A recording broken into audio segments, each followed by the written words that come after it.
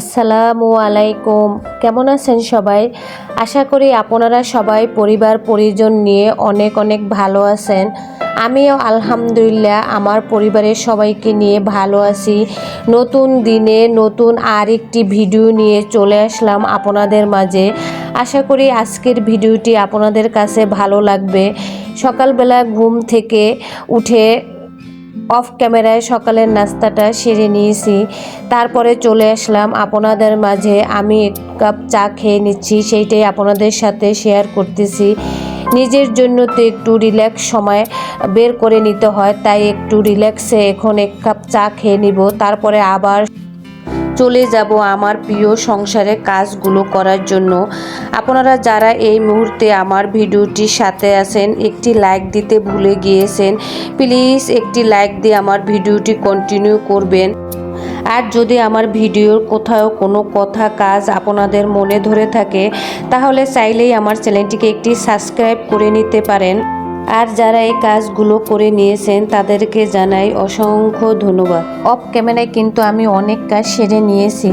সংসারে তো প্রচুর কাজ থাকে, এগুলো যারা আমরা মেয়েরা আছি তারা জানি যে সংসারে আমাদের কি কি কাজ থাকে। ভিডিওতে আমরা সব কাজ দেখাতে পারি না, কিছু কিছু কাজ আপনাদের সামনে তুলে ধরি, সেগুলোই আপনারা দেখে থাকেন।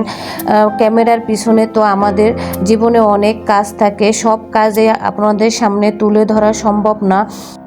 আমার প্রতিদিনের রুটিনের সাথে আরেকটি গুরুত্বপূর্ণ কাজ হচ্ছে কাপড় চোপড় ধোয়া। এই কাজটি আমার প্রতিদিনই করতে হয়। অন্যান্য সবাই করে কিনে তা আমি জানি না, কিন্তু আমি প্রতিদিনের কাপড় প্রতিদিনই ধুয়ে থাকি। কেননা আমার কাছে যদি কাপড় চোপড় জমিয়ে রাখি, মনে হয় অনেক কাপড় জমিয়ে থাকলে আমার বেশি কষ্ট হবে। এর জন্য আমি প্রতিদিনই ধোয়াধুয়িটা কাচাকাচিটা প্রতিদিনই করে থাকি। তারপরে কাপড়গুলো ধুয়ে চলে আসলাম ছাদে এসে এখন কাপড়গুলো রোদ্রে ছড়িয়ে দিচ্ছি শুকানোর জন্য। আমাকে ডাক্তারে বলে দিয়েছে কাপড় কাচতে বারণ, তারপরে বসে কাজ না করার জন্য, কিন্তু আমি দেখা যায় সেগুলো না করে পারি না। কেননা আমার সংসারে আমি একমাত্র কাজের লোক, যে কাজটি না করলেই নয়, তাই কাজ না করে কোথায় যাব। এর জন্য কাছাকাছিটা আমার বাধ্য হয়ে করতে হয়। আর আমি এমন একটা লোক, আমি আবার নোংরা থাকতে পারি না, অপরিষ্কার ঘর দুয়ার রাখতে পারি না। এর জন্য আমি মনে হয় একটু ধোয়াধুয়িটা বেশিই করি।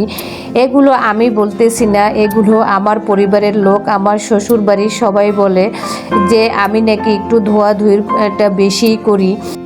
আপনাদের ভাই অনেক দিন যাবৎ বলতেছে একটু ওয়াশিং মেশিন কিনে দিবে, কিন্তু আমি বারণ করতেছি। কেননা আমি ওয়াশিং মেশিন কাপড় চোপড় ধোয়াটা আমার পছন্দ হয় না। কেননা ওয়াশিং মেশিনে কাপড় কাচলে সেগুলো তেমন একটা পরিষ্কার হয় না। সাদা কাপড়ের তো ময়লা উঠেই না, আবার কোনো দাগ ভরলে সেগুলো কিন্তু ওয়াশিং মেশিনে কাচলে সেগুলো পরিষ্কার হয় না। এর জন্য আমার তেমন একটা ভালো লাগে না, তার জন্য অলসতা করে কেনা হচ্ছে না। কিন্তু ইদানিং ভাবতেছি না, ওয়াশিং মেশিনটা মনে হয় কিনতে হবে। কেননা দিন যাচ্ছে, বয়স বাড়তেছে, শারীরিকভাবে অসুস্থ হয়ে যাচ্ছি। এই জন্য আল্লাহ তাআলা চাইলে ওয়াশিং মেশিনটা কিনবো। তারপরে চলে আসলাম কিচেন রুমে এসে দুপুরে রান্না বসিয়ে দিয়েছি। গতকালকে রাত্রে কিছু ভাত ছিল, সেই ভাতের সাথে কিছু চাল দিয়ে তারপরে আমি রাইস কুকারে ভাতটা বসিয়ে দিয়েছি। আমি কখনো বাসি ভাত ফেলে দেই না। ছোটোবেলায় আমি আমার মাকে দেখতাম যে সে কখনো কোনো জিনিস ফেলে দিত না, বেশি হলে পাড়া প্রতিবেশীকে দিয়ে দিত। আর আমার মাকে মাঝে মাঝে দেখতাম যে এইভাবে বাসি ভাত দিয়ে চাল দিয়ে রান্না করে নিত। আমিও সেইভাবে আমার সংসার জীবনে চেষ্টা করি আমার মাকে অনুসরণ করতে। তারপরে আমি পটল আলু দিয়ে দেশি কই মাছ দিয়ে একটি তরকারি রান্না করে নিয়েছি, আর এখন ঢেঁড়স ভাজি করে নিব। এই যে আমি শারীরিকভাবে কিছুটা অসুস্থ, ডাক্তার আমাকে বলে দিয়েছে যে বসে কাজ না করার জন্য, কাপড় কাচতে বারণ করে দিয়েছে, ভারী কাজ করতে বারণ করে দিয়েছে। কিন্তু তারপরও আমি আমার নিজের সংসারের কাজ নিজ হাতে করি, কারণ দেখা যায় আমার নিজের কাজ যেভাবে আমি পরিষ্কার পরিচ্ছন্ন করে করি, কাজের লোক রাখলে দেখা যায় ওরা তেমন একটা পরিষ্কার পরিচ্ছন্ন ভাবে কাজ করে না, আর ওদের কাজ আমার পছন্দ হয় না।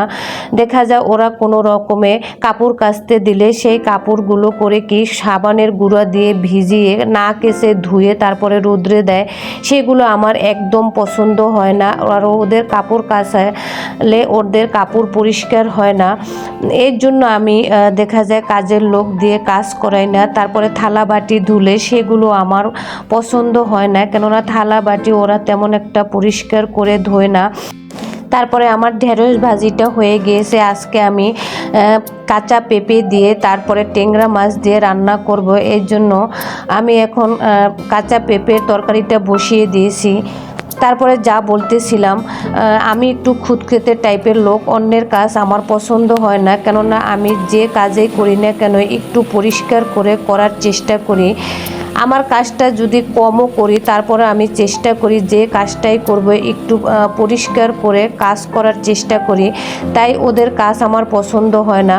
দেখা যায় ওরা রান্নাঘরে এসে কাজ করলে সরিয়ে ছিটিয়ে কাজ করে, একটা কাজ করতে দিলে সেটা পরিষ্কার করে না। থালাবাটি ধুতে আসলে দেখা যায় ওরা বেসিং কাউন্টারটা পুরো মেখে রাখে, কোনো রকমে থালা বাসনটা ধুয়ে চলে যায়, তারপরে সেই কাজগুলো আমারই করতে হয়। এর জন্য আর আমি কাজের লোক দিয়ে কাজ করাই না, নিজের কাজ নিজে করি। একটু কষ্ট হলে আস্তে আস্তে নিজের কাজটা নিজে সেরে নিই। তারপরে দেখা যায় ওদের দিয়ে ঘর মোছালে ওরা তেমন একটা ভালো করে পরিষ্কার করে কাজ করায় না, নিচে এখানে ওখানে ময়লা থেকেই যায়। আমি মাঝে মাঝে কাজের লোক দিয়ে কাজ করাই, তারপর আবার বিরক্ত হয়ে ওদের দিয়ে কাজ করাই না, কেননা মাঝে মাঝে কাজ করার কারণ আছে। যখন বেশি অসুস্থ হয়ে পড়ি তখন বাধ্য হয়ে ওদের দিয়ে কাজ করাতে হয়। তারপরে চলে আসলাম রাত্রেবেলা, যে কাপড় চোপড়গুলো ধুয়ে দিয়েছিলাম সেইগুলো অফ ক্যামেরায় আমি ভাঁজ করে নিয়েছি। এখন এগুলো একে একে যেখানে রাখি সেগুলো সুন্দরভাবে রেখে দিব। আজকে এই পর্যন্তই। আপনারা সবাই ভালো থাকবেন, সুস্থ থাকবেন, আমার পরিবারের সবার জন্য দোয়া করবেন। আমিও দোয়া করি আপনারা সবাই ভালো থাকেন। আল্লাহ হাফেজ।